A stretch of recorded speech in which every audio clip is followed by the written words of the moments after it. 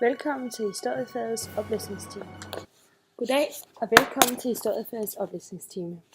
I dag vil vi fokusere på Dansk Vestindien. Og vi vil starte ud med at fortælle om nogle få begreber om den historiske periode, og så vil der forekomme nogle kildeanalyser af 2 selvvalgte kilder. Til at starte ud med vil jeg fortælle om, hvad kulturmøde og kultursammenstød er. Kulturmøde er, når 2 eller flere kulturer mødes. Og i disse kulturer diskuterer man kulturernes delvise værdier. Kulturudveksling er en positiv måde at udveksle værdier fra en kultur til en anden. Så det er en god ting. Kultursammenstød er derimod noget mere negativt ladet, og det er, når 2 kulturer ikke kan enes, eller når den ene kultur prøver at dominere eller overvinde den anden kultur. For lige at starte ud helt fra starten af. Hvordan opstod Dansk Vestindien? Jamen, i det 17. århundrede og så frem fandt der et sandt kultursammenstød sted i Karibien. Europæerne købte eller europæerede øerne og bosatte sig som ejere af plantagerne med sukkerrør. I 1666 besatte de danske søfarere, der var udsendt af københavnske købmand, øen St. Thomas. Og i 1672 startede opstanden af Dansk Vestindien. Da købmand dannede Vestindisk Kompagni, der indlemmede Sankt Jan i 1684, og i 1733 købte den danske stat af franskmændene Sankt Croix. Frem til 1755 administrerede kompagniet det, der efterhånden blev til Dansk Vestindien. I 1755 overtog staten ansvaret for administrationen af øen. Men hvorfor var Danmark så interesseret i at opkøbe disse, eller kolonisere disse øer?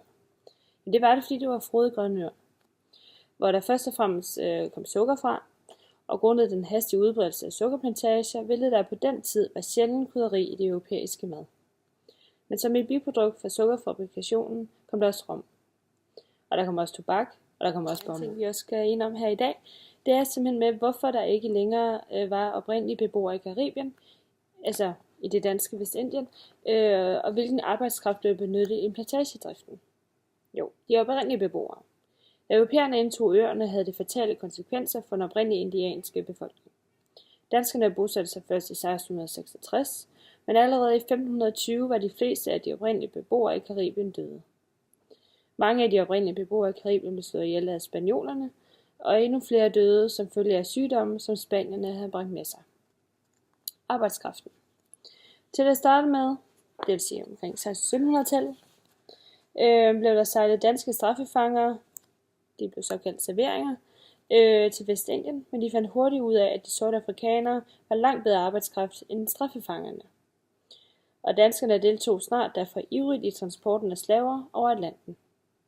Man fandt ud af, at sorte afrikanere var langt bedre arbejdskraft, ved at man ikke skulle betale på samme måde for de sorte, som man skulle for de hvide.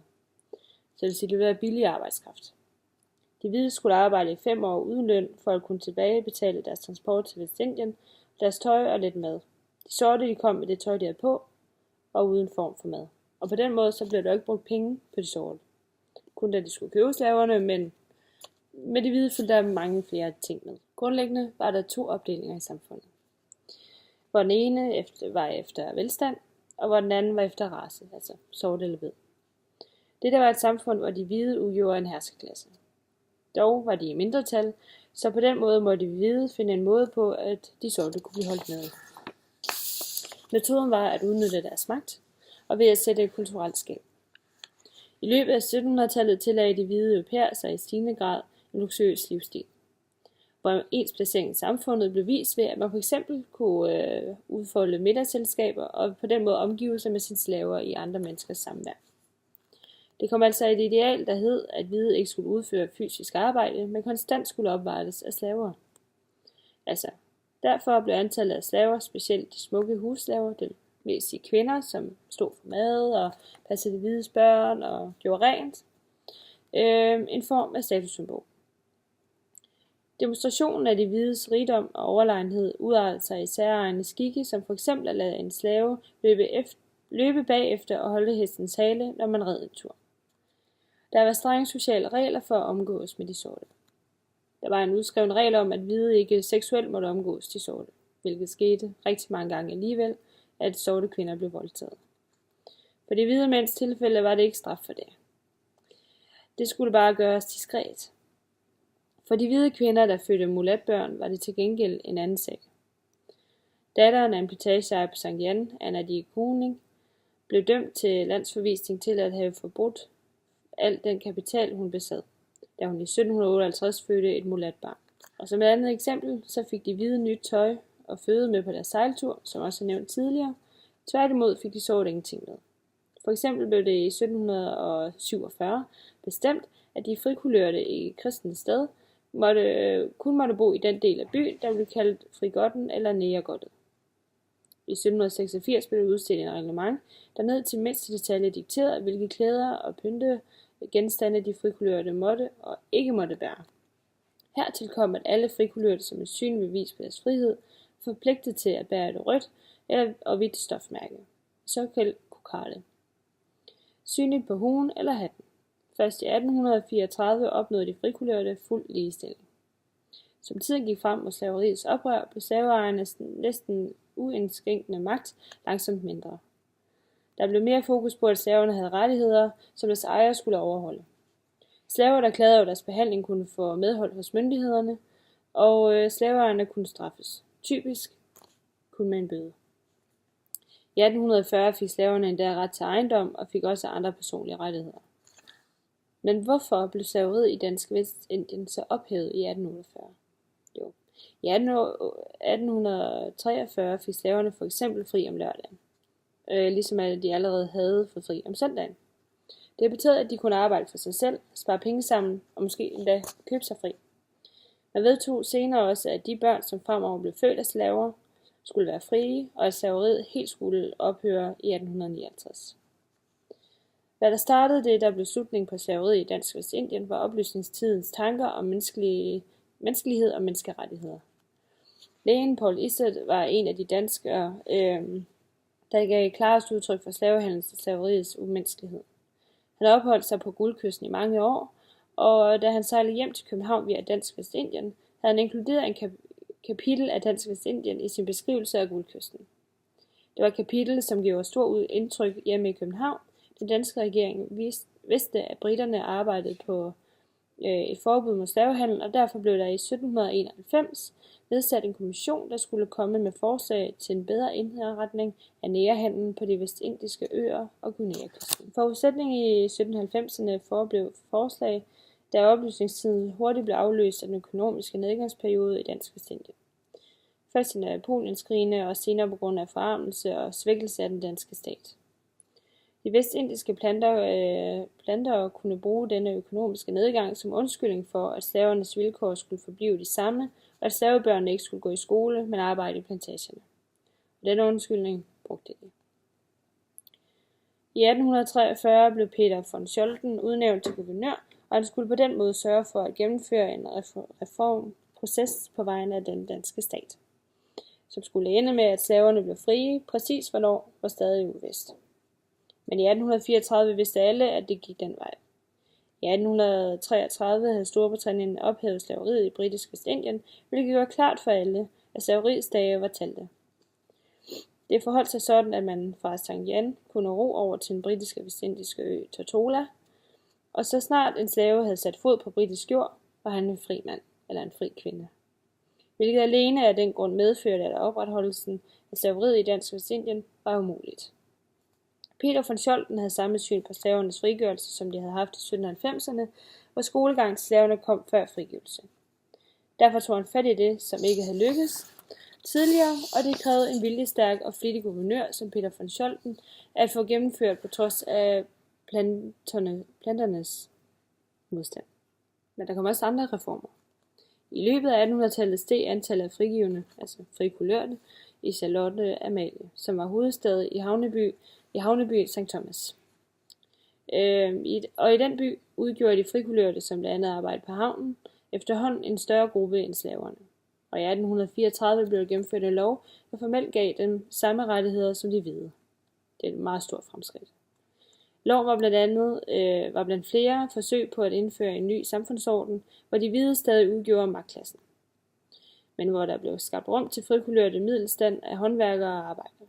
Tanken bag denne lov var gennem skabelse af den middelstand at få skabt en rolig overgang uden revolutioner og oprør fra slavesystemet til et samfund uden slaver. Men frigivelsen af slaverne i 1848 kom som et resultat af et oprør. Den konkrete anledning til oprøret var blandt andet en bestemmelse fra 1847, som skulle afskaffe slaveriet over en længere årrække. Det var fx bestemt, at alle børn født efter 1847 alle ville blive født frie. Men de voksne slaver ville ikke vente længere på friheden, mens deres kommende børn og slaver på de britiske øer var blevet frie. Samtidig kom der rygter i omløb. Oprøret blev kort og forholdsvis udblodigt og endte med frigivelsen af slaverne på de vestindiske øer den 3. juli 1848. Danmark solgte de vestindiske øer til USA i 1916. Hvorfor? Jo, de muligheder, som foragtsomme handelsmænd havde haft, mens Danmark holdt sig uden for de europæiske krige i 1700-tallet, var ikke længere til stede efter Napoleonskrigene. Både den danske stat og private manglede penge til at investere i plantager, skibe og fabrikker. I Dansk Vestindien startede en lang og pinfuld nedgangsperiode. Oven i de andre ulykker havde plantageejerne drevet rovdrift på jorden i de gode år i slutningen af 1700-tallet. Så den var blevet udpint.